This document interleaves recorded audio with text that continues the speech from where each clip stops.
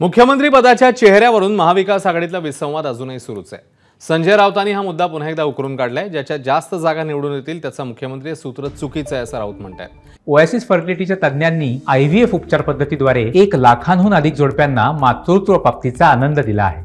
मोफत appointment book करण्यासाठी आजच संपर्क साधा। या सूत्रामुळे मित्रपक्षच एकमेकांच्या जागा पाडतील अशी भीती राऊतांनी व्यक्त केली।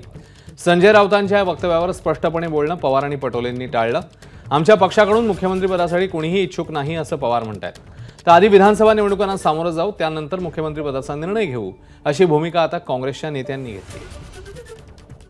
उद्धव ठाकरे साहेबांनी त्यांची भूमिका स्पष्ट केली आहे।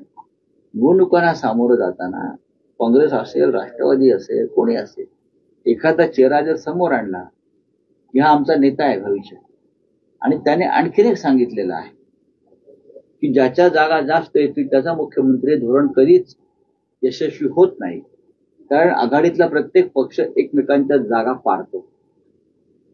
हे आम्ही भाजप बरोबरचा आमचा अनुभव आहे। माझ्या पक्षापासून मी सिव्हिल सांगू इच्छितो की आमच्याकडे कोणाला इंटरेस्ट नाही, आमच्याकडून कोणाला प्रोजेक्ट करायचं नाही।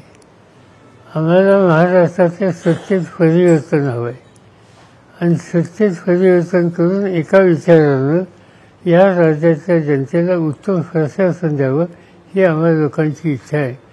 लोकांना पर्याय हवा आहे, तो पर्याय कसा देता येईल याच्यावर लक्ष केंद्रित करूया। आता महाविकास आघाडीमध्ये मुख्यमंत्र्यांच्या चेहऱ्यापेक्षा ही जी महाराष्ट्रातली भ्रष्ट संवेदनहीन सरकार हे सत्तेतून काढणं हाच आमच्या महाविकास आघाडीचा धर्म आहे।